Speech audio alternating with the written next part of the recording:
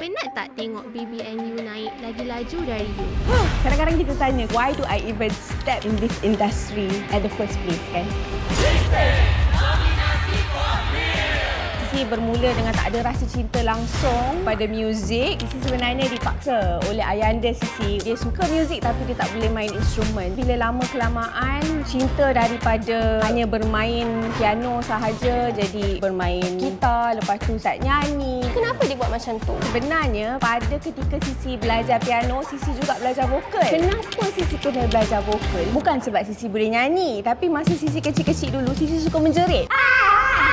Tahu kenapa? Ketika itu ayahanda panggil guru vokal untuk train Sisi untuk tidak menjerit. So, kenapa Sisi pilih big stage? Di stage pertama merupakan satu turning point. Lama Sisi menantikan satu detik Sisi boleh showcase my talent, like what I can do on stage. Dan sekarang ni Sisi bergelar seorang pengacara. Banyak pintu yang Sisi tak jangka pernah ada untuk Sisi, semua pun dah terbuka.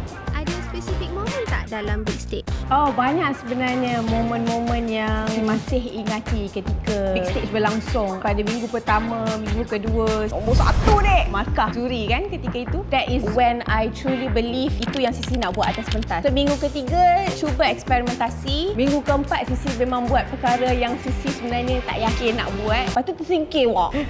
Okay. So, I truly believe after that, memang mengajar Sisi, just be yourself on stage. So lepas sudah masuk industri ni, pernah tak rasa nak give up?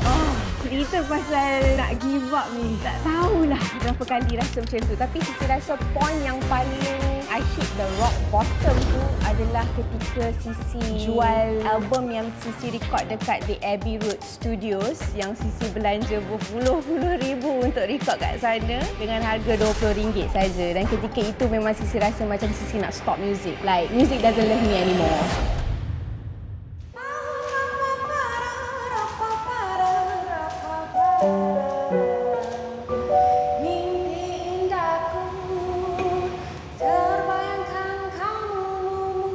Sepertinya deja vu datang di siang malamku.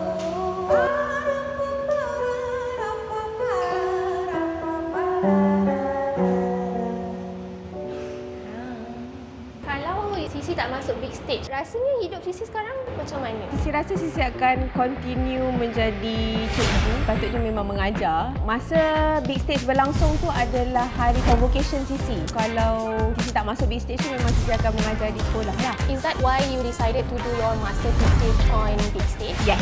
Title dia adalah Musical Identity. Adakah big stage membantu seseorang artis untuk mencari ataupun shape their musical identity? Apa kata-kata semangat untuk peserta baru big stage? Just be yourself and remember, no one is you and that is your superpower. Dominasi Quality.